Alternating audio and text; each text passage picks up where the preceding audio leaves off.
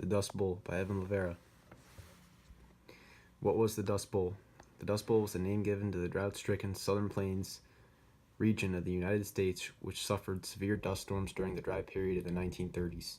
As high winds and choking dust swept through the region from Texas to Nebraska, people and livestock were killed and crops failed across the entire region. The Dust Bowl intensified the crushing economic impacts of the Great Depression and drove many farming families on a desperate migration in search of work and better living conditions. What caused the Dust Bowl? The Dust Bowl was caused by several economic and agricultural factors, including federal and land policies, changes in regional weather, farm economics, and other cultural factors. A series of wet years during the period created further misunderstanding of the region's ecology and led to the intensive cultivation of increasingly marginal lands that couldn't be reached by irrigation.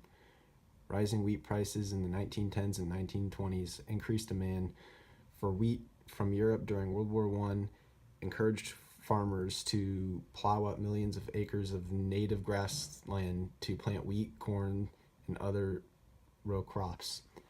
When the United States entered the Great Depression, wheat prices plummeted. Farmers tore up even more grassland in an attempt to harvest and bumper crop and break even.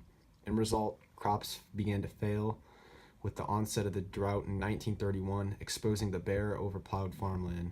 Without deep-rooted prairie grasses to hold the soil in place, it began to blow away.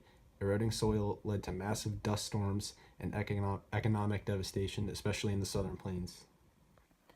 When was the Dust Bowl? The Dust Bowl, also known as the Dirty 30s, started in 1930 and lasted for about a decade, but its long-term economic impacts on the region lingered much longer.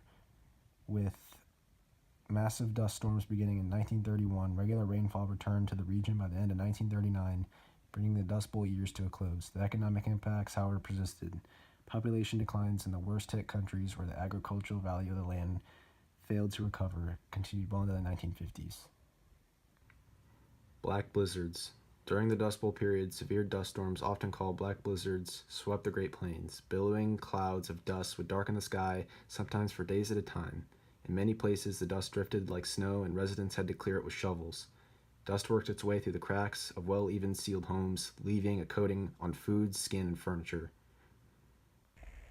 What was done? President Franklin D. Roosevelt established a number of measures to help alleviate the plight of poor and displaced farmers. He also addressed the environmental degradation that led to the Dust Bowl in the first place.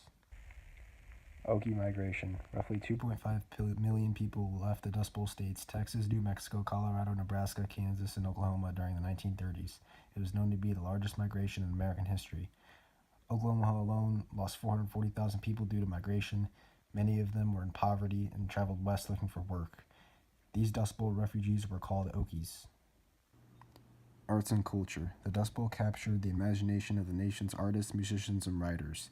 John Steinbeck memorialized the plight of the Okies in his 1939 novel, The Grapes of Wrath.